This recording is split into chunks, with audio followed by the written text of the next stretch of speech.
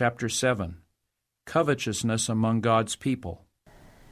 I saw that many who profess to be keeping the commandments of God are appropriating to their own use the means which the Lord has entrusted to them and which should come into his treasury.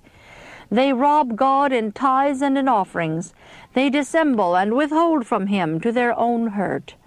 They bring leanness and poverty upon themselves and darkness upon the church because of their covetousness, their dissembling, and their robbing God in tithes and in offerings. I saw that many souls will sink in darkness because of their covetousness. The plain, straight testimony must live in the church, or the curse of God will rest upon his people as surely as it did upon ancient Israel because of their sins.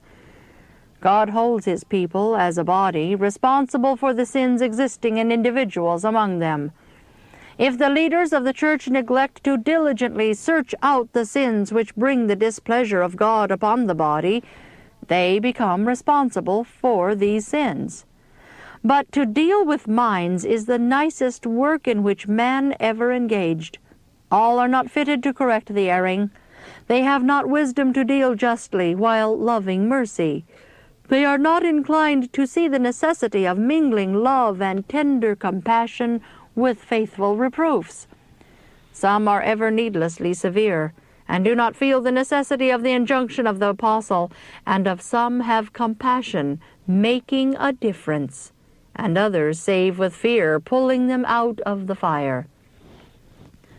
There are many who do not have the discretion of Joshua, and who have no special duty to search out wrongs and to deal promptly with the sins existing among them. Let not such hinder those who have the burden of this work upon them. Let them not stand in the way of those who have this duty to do. Some make it a point to question and doubt and find fault because others do the work that God has not laid upon them. These stand directly in the way to hinder those upon whom God has laid the burden of reproving and correcting prevailing sins, in order that his frown may be turned away from his people.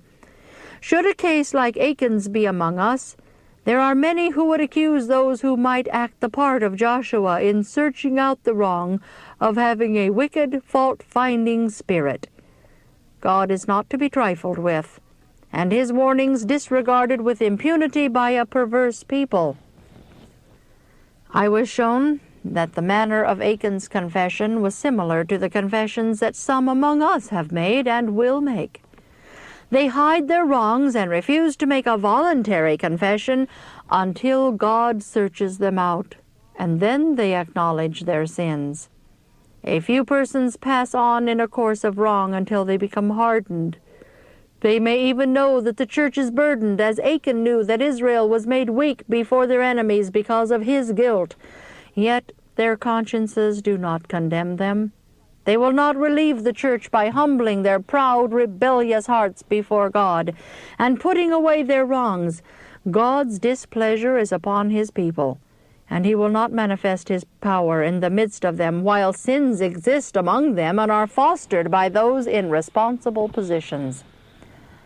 Those who work in the fear of God to rid the church of hindrances and to correct grievous wrongs, that the people of God may see the necessity of abhorring sin and may prosper in purity, and that the name of God may be glorified, will ever meet with resisting influences from the unconsecrated.